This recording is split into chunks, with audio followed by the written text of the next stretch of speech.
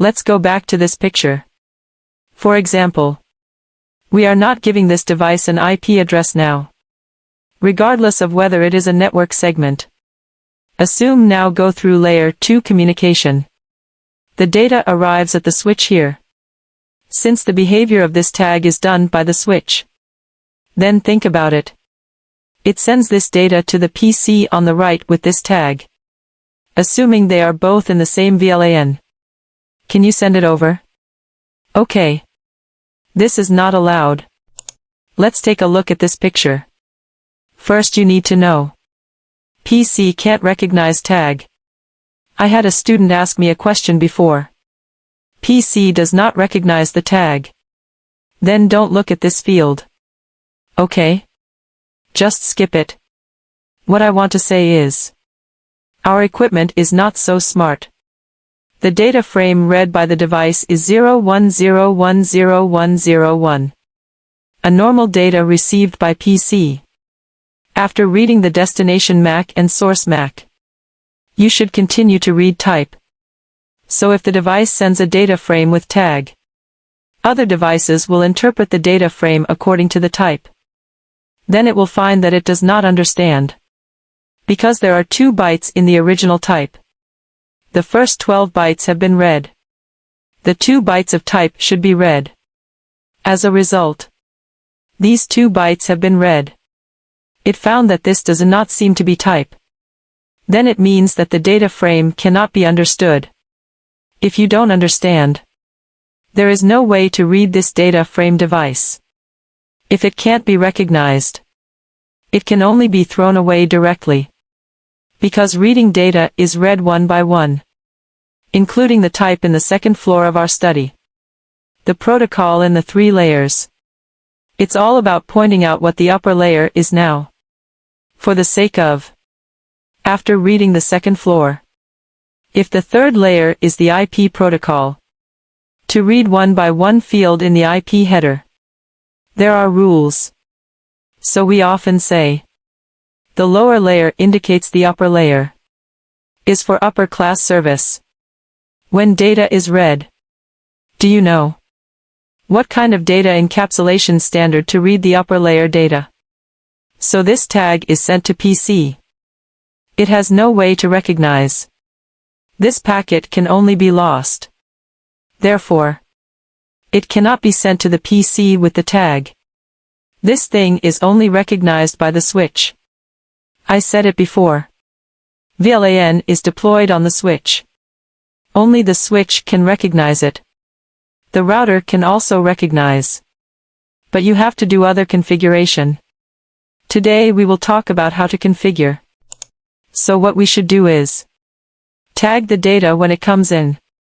For example, type a tag 10. In the future, this interface will also be tag 10. Data to be sent. Then when the data leaves this interface, remove this tag 10. Equivalent to. You now want to identify whether the 2 of them are in the same VLAN. Then both interfaces belong to VLAN 10. Tag when you come in. Then when the data flows in the switch, it carries the tag. Remove the tag when you come out. Then send to the terminal, so that they can be dealt with accordingly. It is reasonable to be able to do this technology. Otherwise, the technique is useless.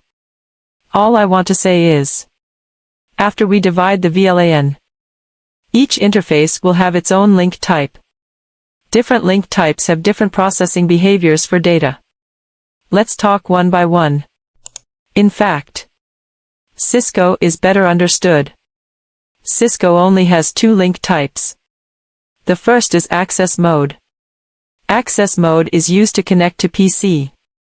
Before talking about access mode, I should mention 2 other things. First of all, you need to know. The data frame sent by the PC is called the original frame. It has many names. The original frame is also called the blank data frame. Means data frame without tag. The data frame sent by the PC is always a data frame without tag. For switches, the switch will be flooding. The flooding principle of the switch will be on all except the receiving port.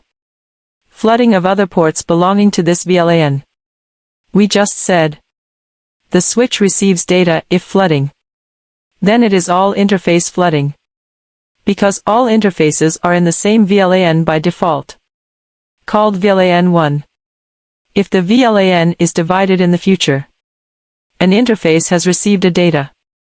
For example, this unknown unicast is a broadcast. It will only flood the ports belonging to this VLAN. As for how to configure the port VLAN, we will demonstrate. For access mode, we'll connect some end devices, such as computer, server, printer, camera, etc., including future dedocking routers. In fact, we use the most access mode, because the router is a layer 3 port by default. It also cannot handle VLAN-related content. And for each interface, both directions, there are data receiving direction and sending direction. This sentence we will encounter in the future in the study. We are in the NA stage.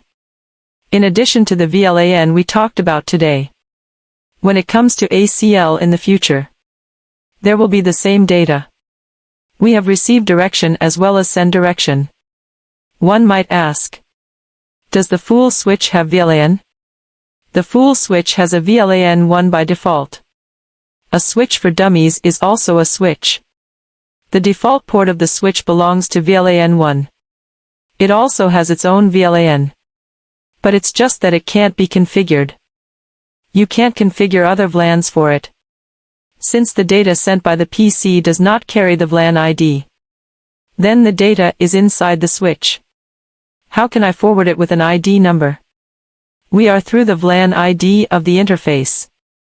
So the default port of the switch belongs to 1.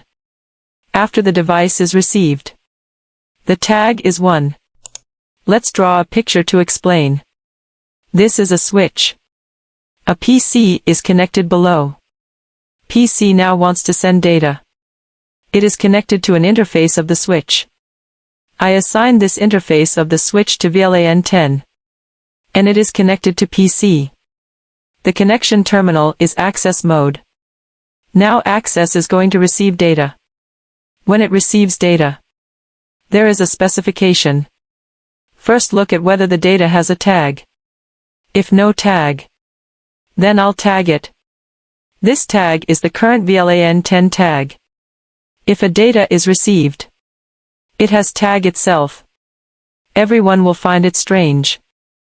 I said to connect the terminal under the switch. And if access mode, computers or printers are connected under the switch, they should not be switches. How can I send tagged data to VLAN? This is also very simple. I will give you a simple example. For example, now this interface is connected to a PC or a virtualized server. Either now this PC or virtualized server. I opened a virtual switch for it. It is actually the same as a normal switch. If I now let it bridge the local NIC, then there is a switch here. If auto-negotiation is enabled on both ends, they can even auto-negotiate port. For example, this is an access interface. The data comes in with a tag. I let it bridge with the local network card. So finally there is a switch connected here. Then it can be sent with this tag. So there is also something called VLAN jumping attack. I open a virtual switch in the device. Negotiate with the above interface to become a trunk. This is VLAN 10. As long as VLAN 10 is allowed to pass through, its interface is a VLAN 20. It can skip VLAN restrictions and communicate with hosts below. It can all be done. But I haven't seen this thing in the project. In theory it is possible. I'm just giving you an example. PC can also send out tagged data. We are now because of the technology involved in virtualization. So many things are not so absolute. It is possible to receive tagged data. What if there is a tag? If you receive a tag with VLAN 10 now, then it receives and does nothing. That is, do not remove the tag. Any interface will never strip the tag in the receive direction, just to see whether to accept. If it belongs to other VLAN, then don't. If a VLAN 20 message is sent, it will not be accepted. This is a specification of it. Then let's draw. This data is sent now. Then tag it with VLAN 10. To be posted later. Send in our exchange. At some point it arrives at another interface. This interface is also VLAN 10. It is also an access mode.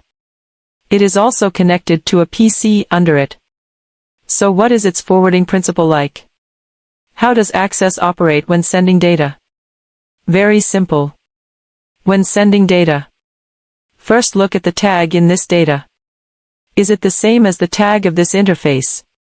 If this tag is consistent with the VLAN of this interface, should send, and will strip the tag before sending. If this tag is inconsistent with this interface, don't send. Here's how it works. So we see if it's consistent now. The data comes in and is tagged 10. Walk in the switch with tag 10. Finally, we will query the MAC address table in the switch. And the MAC address table also has the VLAN to which the corresponding interface belongs. So I can locate this interface. And I found that this interface is also 10. Then it is now consistent with this interface. So strip the tag and send. What comes out is a complete blank data frame. It's a simple process. Finally, the data of the original frame is sent out. For two PCs. What they receive is neat. They feel like the two devices are connected like this. Data forwarding. So for the middle. All about VLANs they are unaware. We'll get to that later. A router is connected to the switch. For routers. If you connect to the router normally in the future. For example, this is a switch. This is also a switch. A router connected to the switch. Then the port of this switch should be access. Because the final docking is a layer 3 interface. Layer 3 interface does not know VLAN. So you have to make sure. This tag must be removed when the data is exported. If even a router. In fact, it can also be identified. But you have to turn on other functions.